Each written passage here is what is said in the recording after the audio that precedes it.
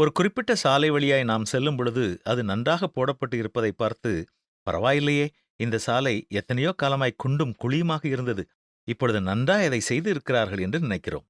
ஆனால் 2, 3 நாட்கள் கழித்து அங்கே சென்றால் கூட பாதையின் நடுவில் நீண்ட தூரத்திற்கு தோண்டப்பட்டு கிடக்கிறது. நாம் எதிர்பாராத மாற்றத்தை சந்திக்க வேண்டியது இருக்கிறது. ஒவ்வொரு மாதமும் கடைக்குச் செல்லும் பொழுது பல பொருட்களின் விலை கடந்த மாதத்தை விட அதிகமாக உயர்ந்திருப்பதை பார்க்கும் பொழுது நாம் அதிர்ச்சி அடைகிறோம்.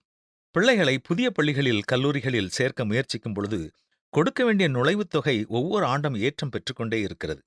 பரவாயில்லையே, நீண்ட காலமாக நம்முடைய உடல் நல்ல ஒரு நிலையில் இருக்கிறது என்று நாம் எண்ணிக்கொண்டிருக்கும் பொழுது திடீரென்று உடல்நிலையில் மாற்றங்கள் தெரிய ஆரம்பிக்கிறது. ஆம், மாற்றங்கள் பல சமயங்களில் நமக்கு அதிர்ச்சியையும் ஏமாற்றத்தையும் கொடுக்கிறது. ஆனால் மாறாத ஒன்று உண்டு என்றால் அது தேவனுடைய அன்புதான். நான் கர்த்தர், நான் மாறாதவர் என்று கடவுளை குறித்து நாம் வாசிக்கிறோம்.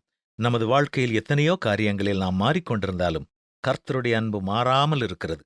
நம் பாவங்களையும் குற்றங்களையும் அவரிடத்தில் சொல்லும் பொழுது அவைகளை நமக்கு மன்னித்து குற்றமே செய்யாதவர்கள் போல அவர் நம்மை நடத்துகிறார். ஏனென்றால் அவர் மாறாதவர். மனிதர்கள் மாறுவார்கள், நண்பர்களும் மாறுவார்கள், ஆனால் மாறாதவர் கர்த்தர் ஒருவரே. நம் வாழ்வின் சூழ்நிலைகள் எவ்வளவு மாற்றம் பெற்றாலும் எல்லா காரியங்களுக்காகவும் என்றும் மாறாத அவரை நாம் நம்ப முடியும்.